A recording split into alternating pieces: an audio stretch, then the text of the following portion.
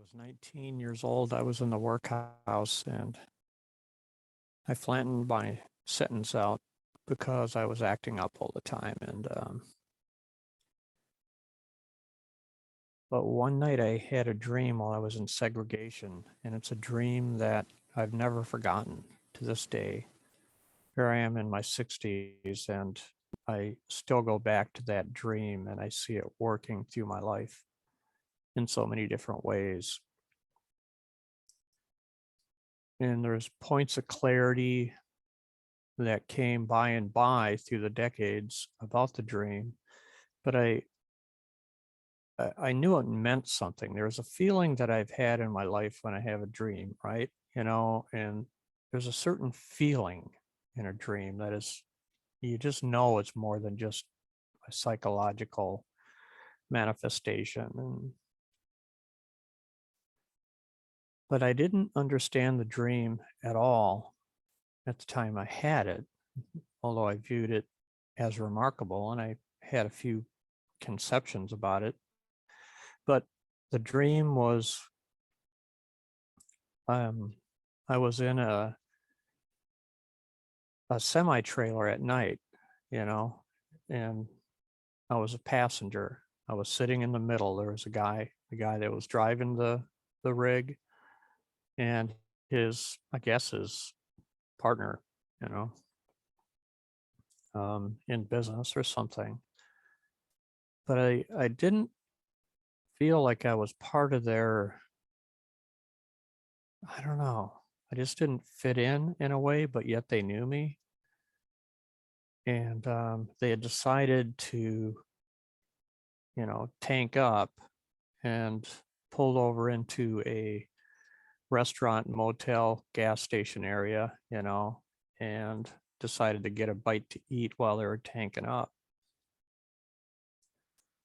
So they started filling the big tanks, and they were going toward the restaurant, and they said, "Are you coming?"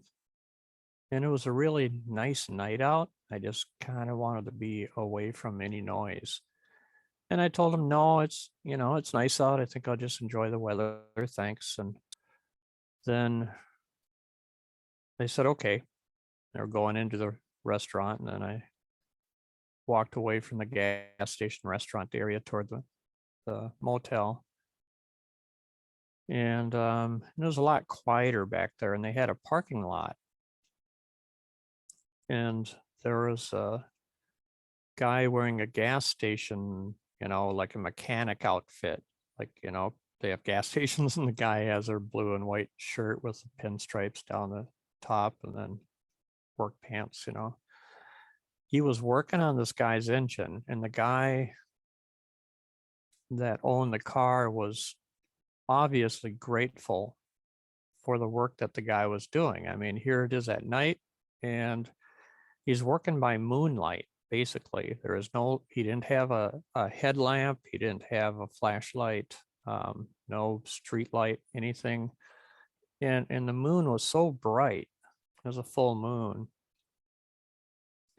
that he could actually see to some degree, what he was doing because of it.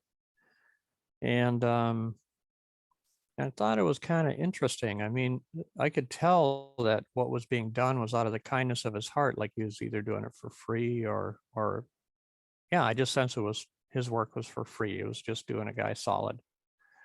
And the guy that owned the car, blonde hair.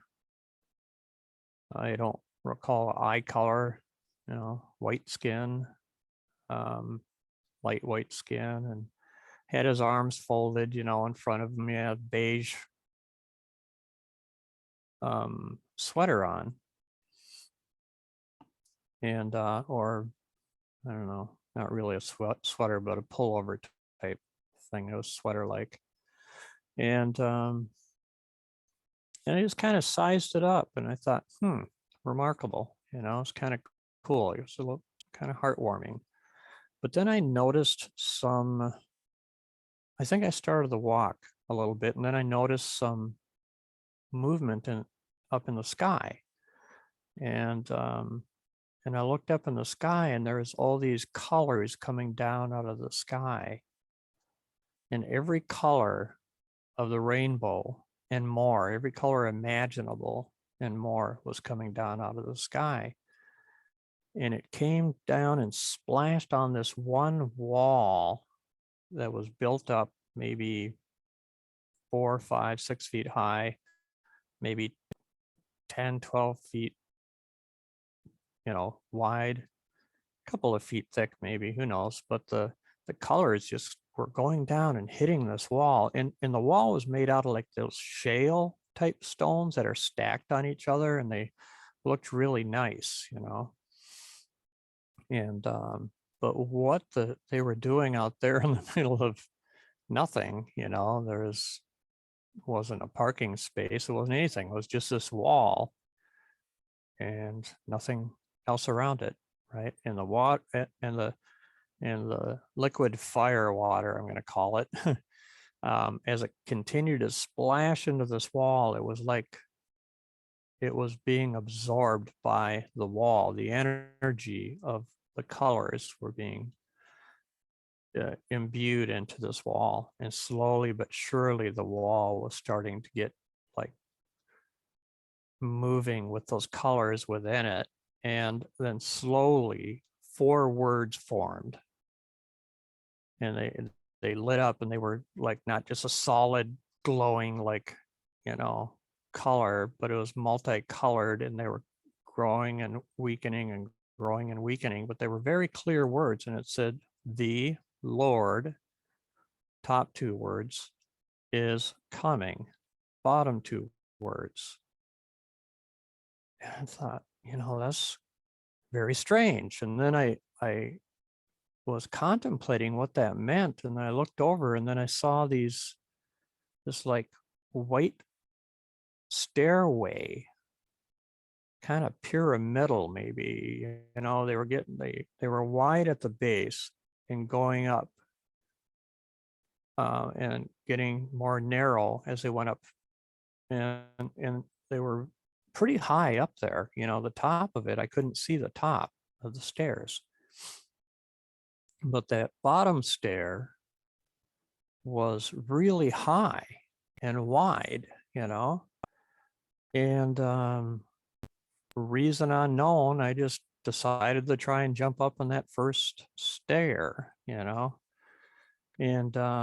I jumped a few times, and I tried to get a hold of it, and finally I managed to get my fingertips on the stair, and I tried to swing my body up, and then I think I fell the first time I tried it, and I didn't make it. And then I jumped up again, and I managed to swing my way up on that stair. And then I'm like, I could walk a few feet forward. I don't know how far, 5 feet something. Anyway, it's a really deep stair. And I went to the next step, and I was able to get up on that one easier. And then the third one, easier again. And as I'm going up, the stairs are getting less deep, and the width of the stairs were getting very narrow, and there was a wind starting to blow. And the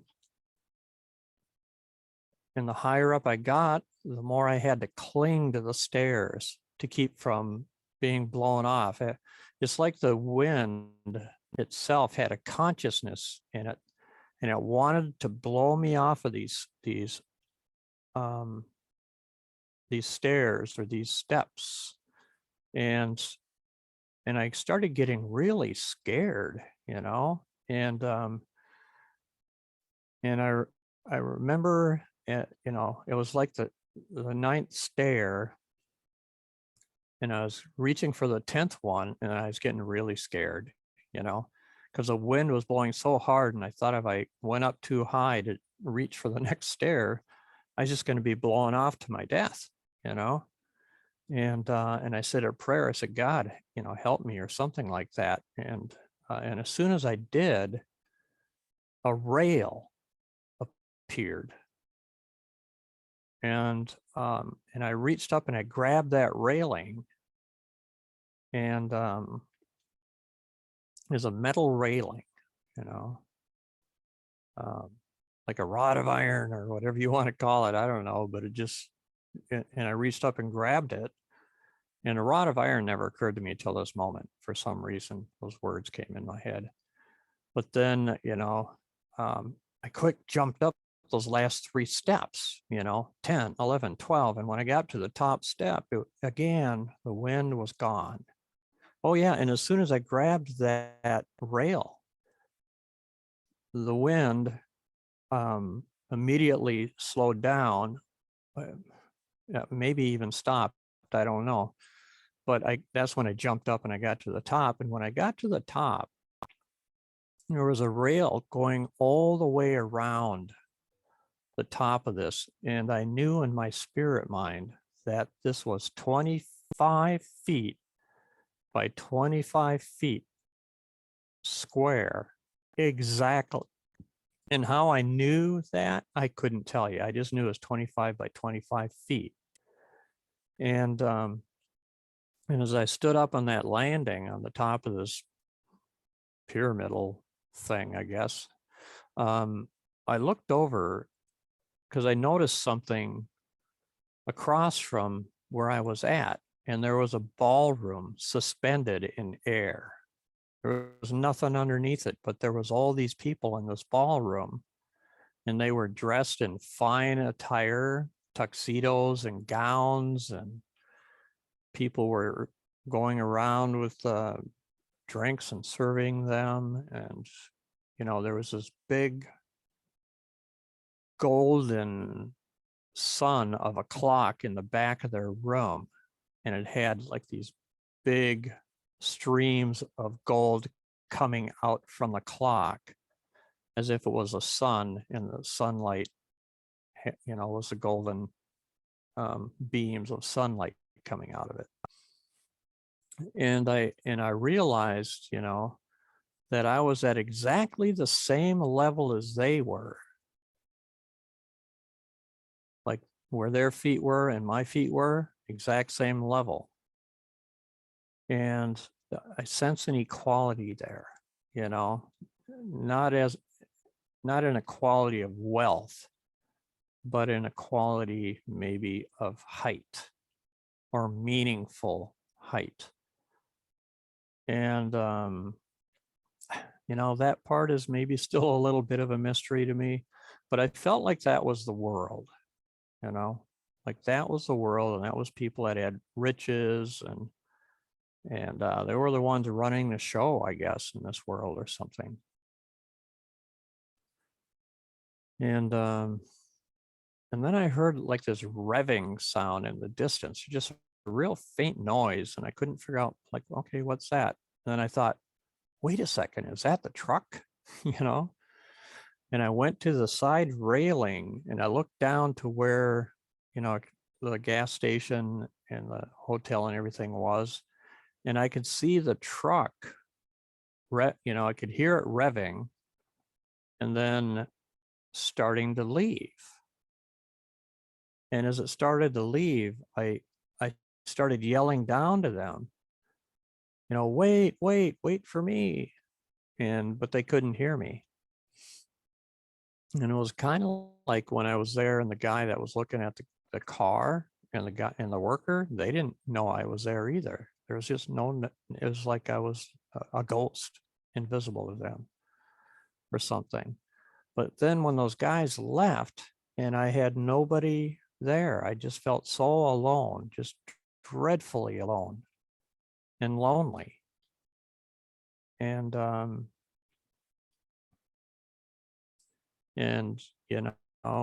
there's nothing I could do. And then I woke up from the dream, the night vision. And I'm going to call it, because I think that's what Isaiah called some of his visions that he'd have in dreams. He called them night visions. And I was 19 years old when I had that dream, and I came into the 12-step program. When I was 33 years old, I decided to get sober. I got honest about sobriety. I realized that I was an alcoholic. In realizing that I was, that honesty for some reason, it just cleared off the cobwebs of my thinking. And I came to believe at that moment of admission that I was powerless over alcohol, that a power greater than myself could restore me to my original condition or restore me to sanity. And as soon as I came to believe that, I immediately turned my will and my life over to the care of God as I understand God, you know. And what, there's 7 billion people on the earth? I don't know, more. And there's not 2 people that believe in God the same way. So, you know, God, as I understand God, works for me. And I'm not trying to be an evangelist. I can't even say the word. You know, I'm not trying to sell you on God or anything. You know, I love Jesus. Jesus loves me. Has done miracles in my life before. I didn't earn those miracles. You know, they came despite my worst thinking. You know, and those are a whole nother story.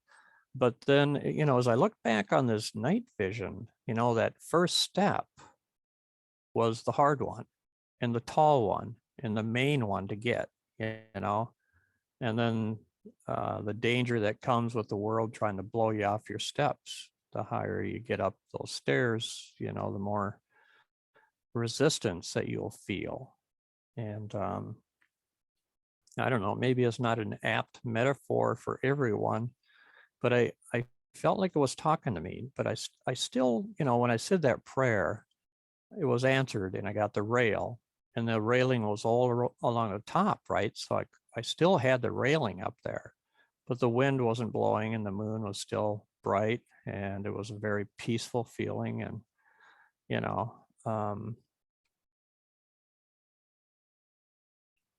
but I think the protection after we take the 12 steps comes from, you know, that higher power God. And at least for me, I think it does. And what made me want to create this video right now is twofold. One, you know, it's like I was thinking earlier, I need to start telling these stories and get them out there, because I think, you know, I might not remember. It's like the older I get, the more stories I have in my consciousness, and I don't remember all the details in some of them. It's like, you know, I better make these videos while I still have more recollection than less recollection, you know. But the second reason is because I was just watching a YouTube video on a guy talking about the keys of the kingdom. And there's a chapter in the big book about the keys in the kingdom. And then I saw this painting of Christ giving keys to Peter. And, you know, I'm not Catholic, so I'm not trying to sell Catholicism or anything here. And, you know, believe what you will about that. But I got to contemplating on it. Is in the beginning of this dream, as I sat in between those 2 guys in the truck, I had a silver helmet on. And I should have mentioned this earlier, but I'm mentioning it now. I guess it's coming out in the order it's coming out. And, you know, stories come out well if we just tell them in the way that it comes to us, I think. But, and on the silver helmet, there was a silver, you know, you ever see those chains from a light switch in the old days? They used to have them. I don't know if they still do or not, but they have these little beads of silver stuff. I suppose they're actually aluminum or something, not true silver. And you'd pull that down and the light would turn on. Well, the helmet had one of those chains coming down on the right side of my face from like near the ear along my jawline. And at the bottom of that chain was a silver key hanging from it. And it was like a skeleton key, but it was silver. And the helmet was silver. And I always wondered, you know, why the skeleton key? Why the silver? Why the helmet? And as I like read different things in the Bible about wearing the whole armor of God and all that stuff, the helmet means this and the breastplate means that, and etc. I only had the helmet, but I thought, listening was where the chain started, is by my ear, and then relaying what I hear might be the key, communication, the jawline, talking, maybe is what it meant, you know. And I think my trying to be transparent with my life and unlocking the I guess the skeletons in people's closets or something, and um and what has my life come to me, and it's like, I've had some difficult things in my life that I've done and that have been done to me, um and I tried to, break the the bondage, I guess, through surrender, through prayer, through love, and but loving all the parts of ourselves that we don't even like to think that have been there or have been there, maybe are still there for some of us. But if we learn to love all those parts of ourselves, then they actually get weaker. The parts that are bad get weaker. But I think the problem that so many of us have is we think if we love the parts of ourselves that are not, as we perceive, so good, that they'll get stronger. Like we're just giving up. We're just giving up. We're going to cave, and we're going to get worse. And I can see the fear making that seem like it might be real, but it's not real. That's not real, because when we love, love gets stronger, and love is the greatest force in the universe. And those who don't have love don't have God, because God is love. So, love is kind of redundant to call it unconditional love, because love is love. It doesn't need a condition to forgive. It just loves. Doesn't Love doesn't care. God doesn't care if we're good, bad, or in between, because God is love. God doesn't, judge in the way that we do. And, I got called on the carpet, I think, by Jesus about some of the things that I've believed. And it was, it felt like punishment in a way, to even know that he was unhappy with what I had done. And, but I took it to heart, and I quit saying the things that I used to say at that point, because, the prayers of some good people came before him because of me. And I didn't know that that was going to be a problem. I really didn't think that was possible. And, after I was being mean to these people, I was mean to them on the phone, and I guess I scared them. Maybe, I don't know. But they prayed. They prayed. And maybe an hour later or so, half hour, I don't know the timeline exactly, pretty soon though, I heard a voice I had heard before, and the voice said very sternly, "Why have their prayers come before me because of you?" And I did this big oops in my consciousness, because I realized at that point that God does hear their prayers, and I didn't think that was possible. I made a judgment on them, and I didn't know I was doing it to the extent I was. Maybe a part of me knew, I don't know, but after that I quit doing that sort of thing, and I knew that prayers could rise above the top of their heads. And who am I to judge that anyway? Because my prayers, were evidently heard even before, I I don't know, can't say I was worthy of the answers or something. It's like sometimes faith precedes a miracle, and maybe usually even, I don't know. And my old sponsor used to say, we don't get ready to meet God, we meet God to get ready. Well, I don't think that's a universal truth, but I think there's some truth in it. But I think it's different for many of us. And maybe it's true for most of us even. I've heard it said that, faith precedes a miracle, and that we do, get ready to meet God. But we're humans, how is it that we can improve on God's handiwork? Well, sure, we want to be obedient, and we want to, maybe die to self and all that. But that's a beautiful thing. There's nothing painful or ugly about that.